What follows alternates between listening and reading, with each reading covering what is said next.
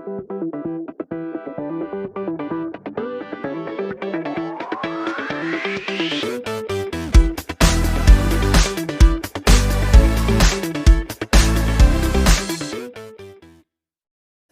वालेकुम and welcome to Ibrahim academy. अच्छा बेटा, से लास्ट लेक्चर में हमने एक्सरसाइज 7.4 ठीक है 1 से लेकर 7 तक कंप्लीट कर ली थी। ठीक है, इसमें टोटल जो क्वेश्चंस थे वो 10 थे। तो आज जो है कोशिश करेंगे कि इस लेक्चर के अंदर 8, 9 और 10 कंप्लीट करें और उसके बाद चलें इंशाल्लाह ताला 7.5 की तरफ। ठीक है, तो भाई इससे पहले अगर आपने चैनल को सब्सक्राइब नहीं किया पहले वो कर लीजिएगा। बहुत शुक्रिया आपका, अगर आपने कर दिया तो। नहीं भी किया तो शुक्रिया आप लोगों का, कम से कम आप लोग देख रहे हैं। और वीडियो को लाइक कर दीजिएगा और वीडियो को शेयर भी कर दीजिएगा उन लोगों के साथ जिनको इनकी अशद ज़रूरत है। अच्छा बेटा, अब देखो कि अगर तो आप लोग लेक्चर शुरू से फॉलो करते हुए आ रहे हैं तो आपको पता होना चाहिए कि अब यहाँ क्या होने वाला है।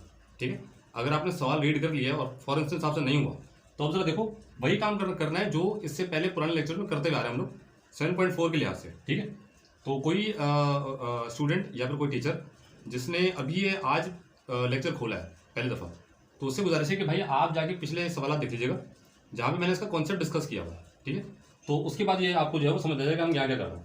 अच्छा, सवाल पहले पढ़ लेते हैं। सवाल बोल क्या रहा है? हाँ, बड़ा अच्छा सवाल है। बोल रहे हैं find the equation of the line with gradient क्या, ये वाला। ठीक है, अच्छा टी जीरो नहीं है, t is not equal to zero लिख के दिया हुआ। उसकी वजह ये है कि बेटा अगर यहाँ जीरो कर दोगे ना ये हो जाएगा 1/0। इसका आंसर इन्फिनिटी आता है और कैलकुलेटर के अंदर मैथ एरर देगा, तो पॉसिबल नहीं है कि टी का आंसर जीरो हो। ठीक है, नेगेटिव हो सकता है, पॉजिटिव भी हो सकता है, लेकिन जीरो नहीं हो सकता। क्यों? क्योंकि इन्फिनाइट कर देगा इसको। तो ये कुछ बातें होती हैं जो आप लोग इग्नोर कर देते हैं। ठीक है, आप लोग सवाल सॉल्व कर भी देते हैं लेकिन उसने अपनी जिम्मेदारी पूरी करते हुए, जिसने बुक लिखी है, जिम्मेदारी पूरी करते हुए वो अपनी बात कर देता है कि भाई टी जीरो मत रखना। उसके पीछे एक बहुत बड़ा लॉजिक होता है। ठीक है, तो ये समझ लिया करें भाई ये क्यों लिखा हुआ इसने। अच्छा क्या है? हाँ, विच पासेस थ्रू द पॉइंट, क्या है ये वाला T square comma T 2t, सही है।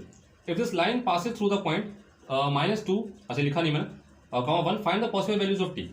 अच्छा ये बहुत आसान सवाल है। देखो सबसे पहले एक बात नोट करो कि इसने आपको ना एक m दिया और एक पॉइंट दिया हुआ है। ठीक है, बोल रहा है कि भाई जो लाइन इस पॉइंट को क्रॉस करती हुई आ रही है, ठीक है, जिसका ग्रेडियंट ये है, उसी पे एक और पॉइंट मौजूद है जो कि कौन सा, इफ दिस लाइन पास, हाँ देख -2, 1। अब ये देखो सर ऐसे होगा ये लाइन। अच्छा ये पॉजिटिव है, सॉरी ऐसी नहीं बनेगी, लाइन बनेगी कुछ ऐसी। ठीक है बेटा, ये फॉर एग्जांपल ये वाला पॉइंट है टी स्क्वेयर कॉमा 2t ये वाला, और इसी पे एक और पॉइंट मौजूद है, कितना -2, 1। ठीक है, ये बात कर रहा है। तो बोल रहा है कि भाई अगर ये पूरा सिनेरियो है, एक लाइन के ऊपर 2 पॉइंट है, एक ये वाला एक वो वाला, और इस पॉइंट का जो लाइन का जो m है वो ये वाला है, तो आप बताओ कि t की वैल्यूज क्या होनी चाहिए। सबसे पहले आपने इसको और इसको यूज करके इक्वेशन बनानी in terms of y, x और t, और इन दी एंड फिर आप इस कोऑर्डिनेट को रख देंगे उस इक्वेशन के अंदर। क्यों? क्योंकि ये जो कोऑर्डिनेट है ये इसी लाइन पे मौजूद है जिसकी आपने इक्वेशन निकाली होगी। तो ये पूरा सिस्टम है भाई। ठीक है, इस सिस्टम को आप समझेंगे गहराई में जाके तो आपको समझ आएगा कि ये क्या बातें हो रही हैं। ठीक है भाई, चलो आगे चलते हैं। अच्छा, वही आसान तरीका जो हम शुरू से करते रहे हैं, m equal to y2 minus y1 upon x2 minus x1। अच्छा, इसका एक डायरेक्ट तरीका भी है। डायरेक्ट तरीका ये है कि आप डायरेक्ट इसको इसमें रख लें, y की जगह पे आप ये देखो यहाँ पे मैं रखता था y माइनस ये वाला 2t अपॉन x माइनस ये वाला t स्क्वायर। y और x कोई ना कोई पॉइंट होते थे। ठीक है, उसके बाद m की जगह ये रखता था और इक्वेशन निकालता था। उसने इक्वेशन पूछा है क्या? उसने नहीं पूछी। ठीक है, आप लोग उसको डायरेक्ट भी कर सकते हैं लेकिन मैं डायरेक्ट फिलहाल नहीं कराऊंगा क्योंकि पिछले सवालों के अंदर हम लोग इस तरह करते हुए आए हैं। ठीक है, तो इसी तरह इसको कर लेते हैं। अगर टाइम मिला तो कभी जिंदगी में तो आपको मैं डायरेक्ट बता दूंगा। ठीक है भाई, देख लेते हैं, इसको देख लो। अब ये जो है आसान चीज, 2t माइनस, सॉरी 2t नहीं होता था पहले, y होता था, y minus 2t divided by x minus t square. अच्छा, m की जगह आप रखते थे 1/t, तो मैं डाल के रख रहा हूँ ताकि यहीं पे क्लियर हो जाए। ठीक है, ये आज क्या हो रहा है भाई पता नहीं, 1 डिवाइडेड बाय। अच्छा, इसको क्रॉस मल्टीप्लाई कर लो, इसको वहां ले जाके मल्टीप्लाई कर दो, इसको वहां कर दो, ये 1 से मल्टीप्लाई होगा पूरा का पूरा, यही रहेगा। तो t जो है वो y माइनस 2t से मल्टीप्लाई होगा, यानी कि x minus t square will be equal to t y -2t²। ठीक है भाई, इस 2t² को यहाँ ले आओ और इस x को वहाँ ले जाओ। ये यहाँ पे आगे पॉजिटिव नेगेटिव सा पॉजिटिव हो गया। ये -t² ऑलरेडी मौजूद था, ये ty ऑलरेडी मौजूद था, ये x यहाँ पे आके नेगेटिव हो गया। ठीक है बेटा। अच्छा ये देखो जरा, ये क्या है? अच्छा ये जो है ना, ये आएगा t² = ty - x। ठीक है, इस -x को यहाँ ले जाओ, क्योंकि अब मुझे क्या करना है, इक्वेशन बना रहा हूँ मैं in terms of y, sorry y की इक्वेशन बना रहा हूँ इन टर्म्स ऑफ t। अच्छा यहाँ पे इसने इक्वेशन बनाने का आपको बुरा नहीं हुआ, बार बार बना लेते हैं, मसला नहीं है। अब इसको लिख दो ऐसे, ty = t² + x। ठीक है भाई। अच्छा मुझे इसको लेकर आना है y = mx + c की फॉर्म में, इस फॉर्म में।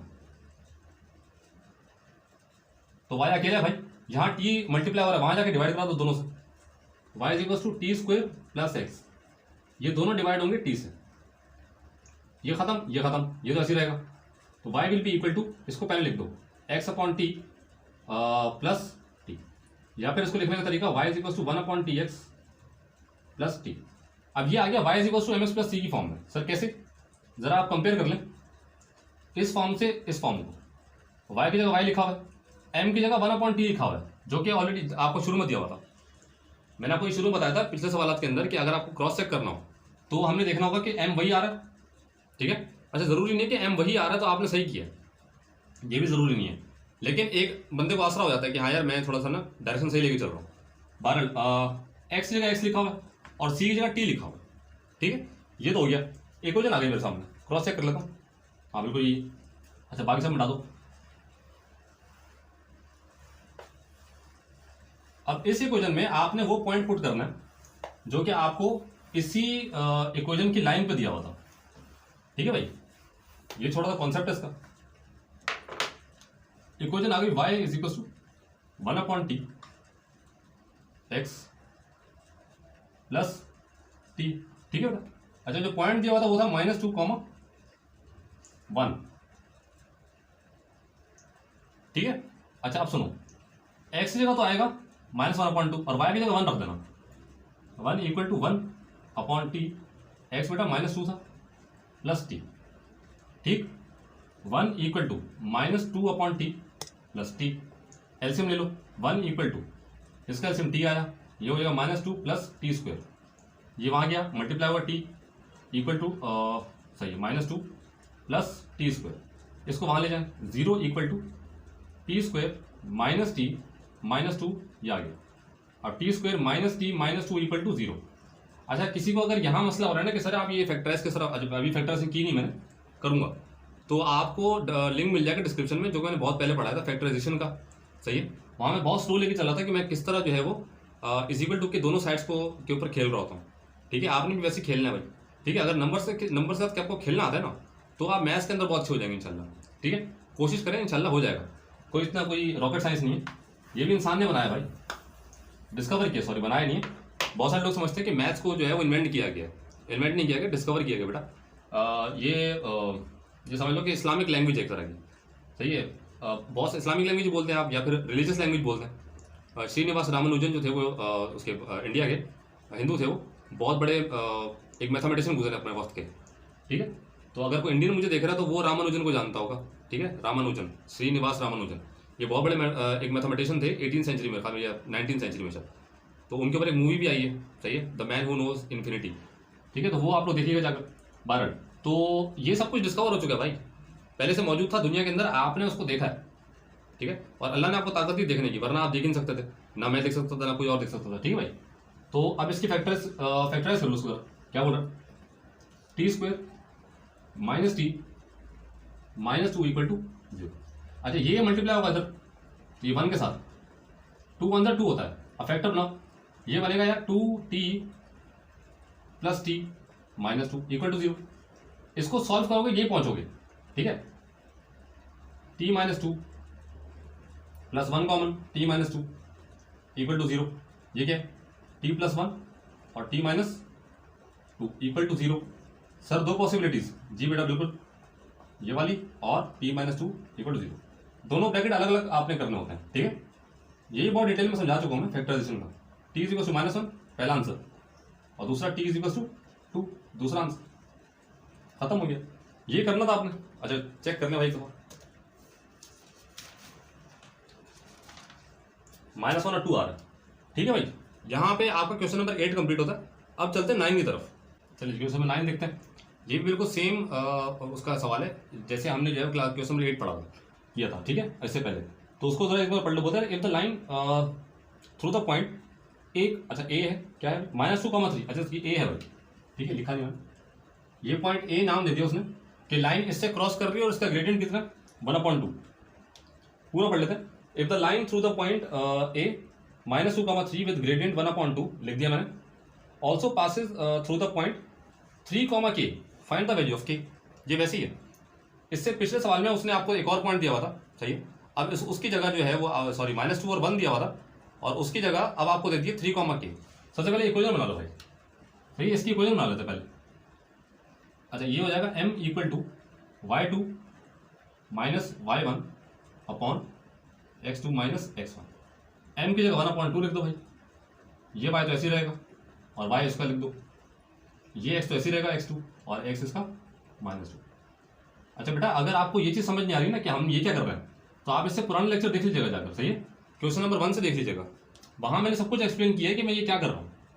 ये y मैंने ये क्यों लिख दिया, y की जगह ये x जो है x क्यों लिख दिया, और ये क्या हो रहा है। तो आपने क्वेश्चन नंबर 1 से देखना है फिर, ठीक है, वो देख लीजिएगा, वहाँ पे सब कुछ एक्सप्लेन हुआ होगा। तो जो पहले से देख रहे हैं उनको पता होगा कि ये क्या हो रहा है, ठीक है जी।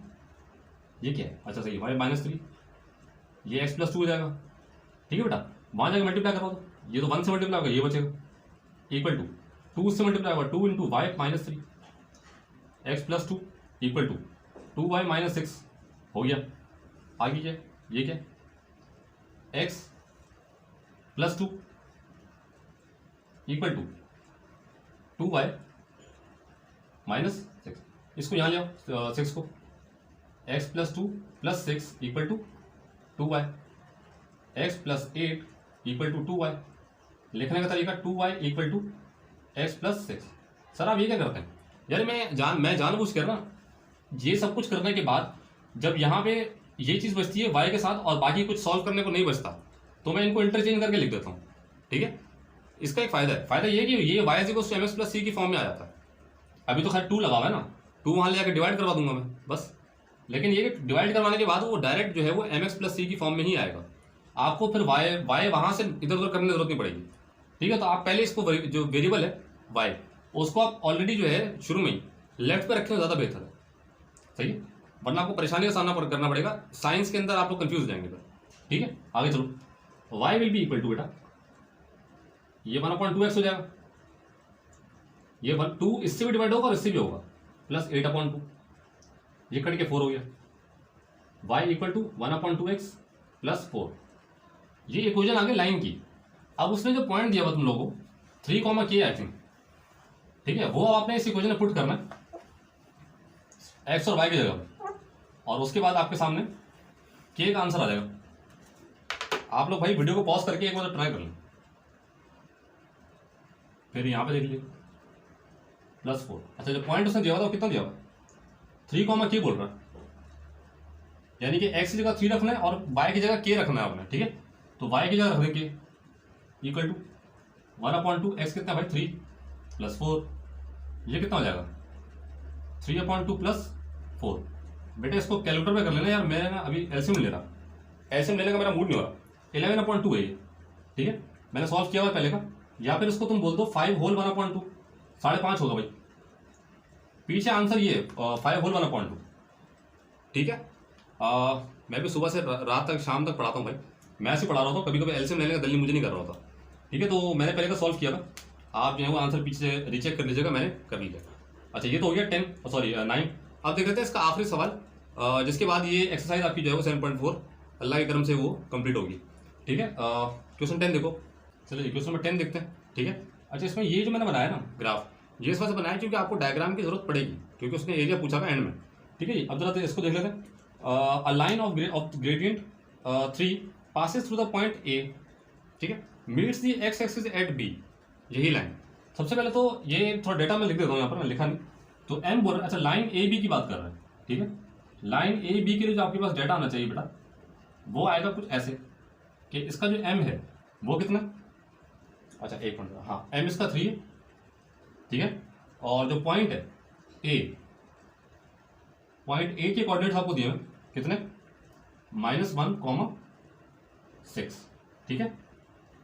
ये ट्राइंगल है ABC, ठीक। उसके बारे में आपसे बातें कर रहा है कि कौन सी लाइन कहाँ है, ठीक है। अच्छा ए ये आ गया, ठीक है। उसके बोल रहा है meets the x axis at b, ठीक है। ये जो लाइन है ना, ये कहीं भी हो सकती है, कहीं से आ रही होगी। मैंने वैसे तो फिगर बनाया हुआ, लेकिन आपको यहाँ समझा रहा हूँ कि आपको तो नहीं पता ना कि लाइन कहाँ से आ रही है, अगर आप पहले दफ़ा सवाल देख रहे हैं तो लेकिन ये बताया कि यार इस पॉइंट से क्रॉस कर रही होगी, ठीक है। इस पॉइंट से क्रॉस करने के बाद अब क्या है कि ये जो लाइन है ये एक्स एक्सिस को मीट कर रही है बी पे, एक्स एक्सिस को मीट कर रही है। इसका मतलब ये है कि उस जगह पे y 0 होगा, ठीक है। तो मैं लिख देता हूं एट एक्स एक्सिस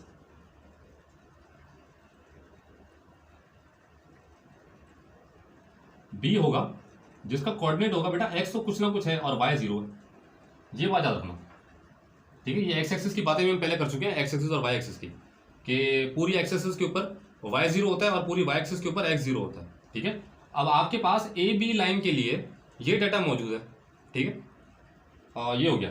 फिलहाल इसको सॉल्व करते हैं, एक मिनट पहले पूरा पढ़ लो। फिर क्या बोल रहा है, another line through A meets the x axis at C 2,0। तो वहाँ तो चलो तुम्हें ए और सी दोनों दिएगा, एक और लाइन है जो ए से भी पास कर रही है और वो सी तक जा रही है और सी की कोऑर्डिनेट है 2,0, यानी कि वो यहाँ कहीं आएंगे, ठीक है। सबसे पहले तो आप लोग एक काम करें, आप पहले ए को मार्क करें ताकि मैं जो ना आपको बता सकूं कि यार हो क्या है। मार्कर आएंगे यार, रखा तो ये, हाँ वो सही है, ठीक है। बस ये घर वाले थोड़े से हमारे जो है वो मार्कर उठा लेते हैं, ठीक है भाई। ये क्या है, -1 और 6, जरा देखो -1 और 6 यहाँ आएगा कहीं, तो मैं उसको बना लेता हूँ। कोशिश करेंगे कि पूरा 2 द स्केल बना ले भाई, ताकि मसले खत्म हो, वरना फिर मसले रह जाता। ये पॉइंट है बेटा, ये ए है, ठीक है। कोऑर्डिनेट कितना बेटा, -1,6 लिख दिया मैंने यहाँ पर। अच्छा ए तो ये आ गया, ये यहाँ से। अब वो बोल रहा है कि ए एक दूसरी लाइन की बात कर रहा हूँ, लाइन ए सी की। उसने बोला है कि लाइन गुजर रही है, सही है, ए से और सी पे मीट कर रही है 2,0, 2,0 ये रहा, ये सी है, यानी कि ए सी की लाइन तो होगी। अच्छा 2,0 है, ये लाइन तो आप बना ले क्योंकि आपको सी कोऑर्डिनेट पता है भाई, ये आपको कंफर्म पता है कि यार यहाँ से जो है वो लाइन आ रही, ठीक है, ये आ गई।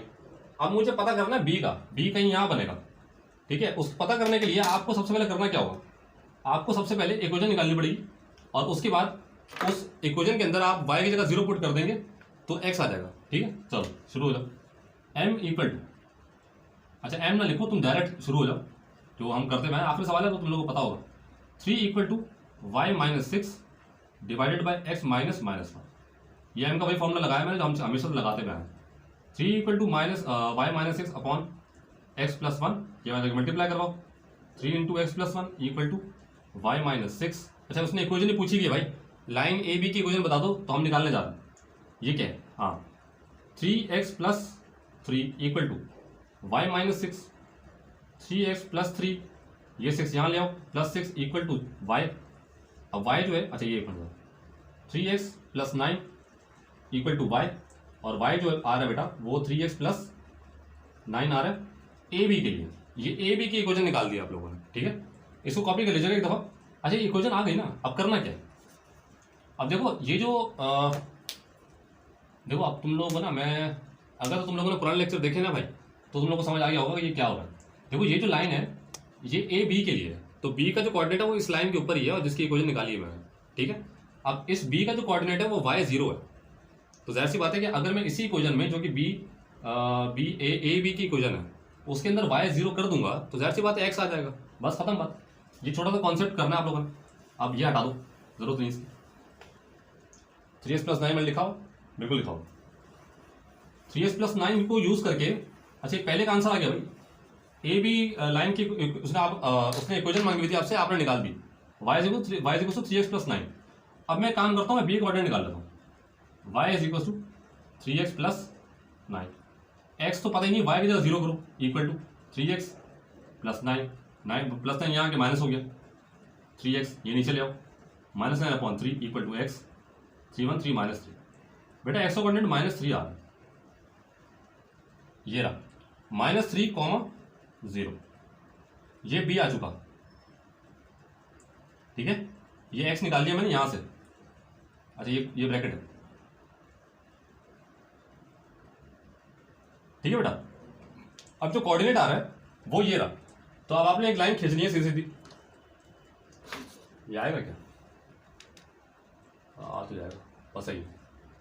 ये बेटा आ गया c यहाँ पर, सॉरी b, ये b है -3,0। अब ये इस डायग्राम में तुम लोगों को समझ आ जाएगा कि यार मुझे जो है वो एरिया किस चीज का निकालना है और कहां से निकालना है। ये आ गया बेटा, ABC का ट्रायंगल बन रहा है।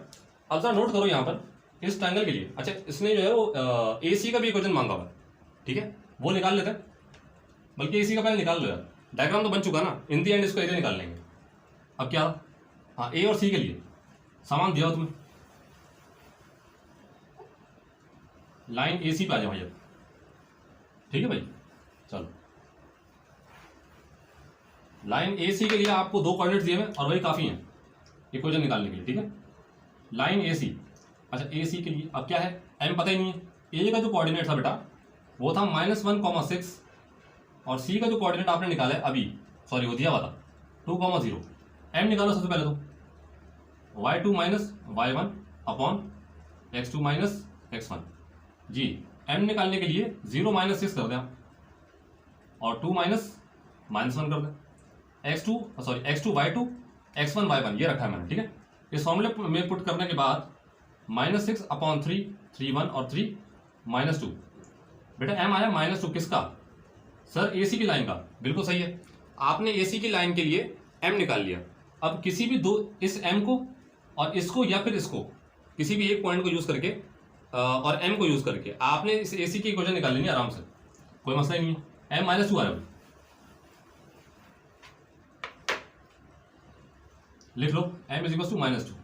अब दोबारा m की वैल्यू लगेगा, अब ये कर लो y - 0 डिवाइडेड बाई x - 2 और m की जगह आप लिख दो -2। ये वही तरीका, ये आखिरी सवाल में आप उसने आपको सब कुछ टेस्ट कर लिया है, ठीक है, कि आपको जो है वो चैप्टर समझ आया या नहीं आया एक्सरसाइज। ये मल्टीप्लाई करवाओ जाके, -2 × x -2 इक्वल टू, ये सिर्फ y हो जाएगा, 0 खत्म हो गया, -2x + 4 इक्वल टू y, यानी कि y will be equal to -2x + 4। ये भी सही है, लेकिन पीछे जो आंसर दिया हुआ है वो 4 - 2x दिया हुआ है। ये इक्वेशन है ऑफ AC, ये निकाल लिया हम लोगों ने, ठीक। अच्छा इसका ये तो पार्ट A तो हो गया। अब पार्ट B के लिए उसने एरिया पूछा हुआ ट्रायंगल का, ट्रायंगल आप बना चुके सब कुछ करने के बाद। अच्छा ट्रायंगल के लिए अब आपको पता करना है इसकी बेस क्या है और उसकी वर्टिकल हाइट क्या है। तो यार वो हमने जो है वो बहुत पहले समझा था, इसको अब काम करें छोड़ दें। ये आपने कॉपी कर लिया होगा भाई, कॉपी करना मकसद नहीं, समझना मकसद है भाई, ठीक है। इसी वजह से जो है मैं एक लेक्चर में ज़्यादा सवाल करवा नहीं पाता, क्योंकि आप लोगों को समझ नहीं आएगा, ठीक है। अब सुनो जरा, देखो इस ABC इसके लिए हमेशा याद रखना, ट्रायंगल के लिए ये बेस होगी नीचे वाली, B से लेकर C तक, area equal to 1/2 into base multiply by height. तो एरिया इक्वल टू 1/2, बेटा बेस होगी -3 से 2। अब इसमें नेगेटिव नहीं आएगा ना, क्योंकि डिस्टेंस है, तो -3 से लेकर 0 तक 3 यूनिट ये हुए और 2 ये वाले, देख लो यहां से लेकर यहां तक 3 हुए और यहां से लेकर यहां तक 2 हुए, बस 5 हो जाएगा मल्टीप्लाई बाय 5, ये बेस हो गई। अच्छा सर हाइट के लिए क्या करूं, हाइट के लिए आप लोग गलती ये करते हैं कि आपको या तो ये स्लांट ले लेते हैं, स्लांट जो वो है ना क्या बोलते हैं यार, साइड AC, आप लोग AC ले लेते हैं या फिर AB ले लेते हैं, ठीक है। यही मत करना, किसी भी ट्रायंगल के लिए अगर हाइट लेनी होती है तो हमेशा याद रखना वो बेस के साथ परपेंडिकुलर होती है, यानी कि 90 डिग्री का एंगल बना रही होगी। अब जरा देखो किस तरह, ये हटा दे, अबे क्यों लिख दिया था मैं, बस सही है, ठीक है। ये देखो जरा, अब वर्टिकल बनाने के लिए आपको थोड़ा नीचे आना पड़ेगा, यहां से ये आ गई वो वर्टिकल, समझ आ रहा है बेटा, ये वर्टिकल है, देख लो ये A से लेकर इस पॉइंट तक ये 90 डिग्री बनाएगा यहाँ पर बेस के साथ, और बेस क्या है BC। तो बेटा यहां से लेकर यहां तक अगर मुझे देखना है तो मैंने ये देखना होगा y एक्सिस, क्योंकि ये जो लाइन है ये पैरेलल है y एक्सिस से। तो जरा देखो 0 से लेकर 6 तक जा रही है, तो 6 यूनिट ही होगा, जाहिर सी बात हो गया, मल्टीप्लाई बाय 6, 2 1 और 2 3, बेटा 5 3 15 हो गया, 15 यूनिट स्क्वायर या फिर स्क्वायर यूनिट।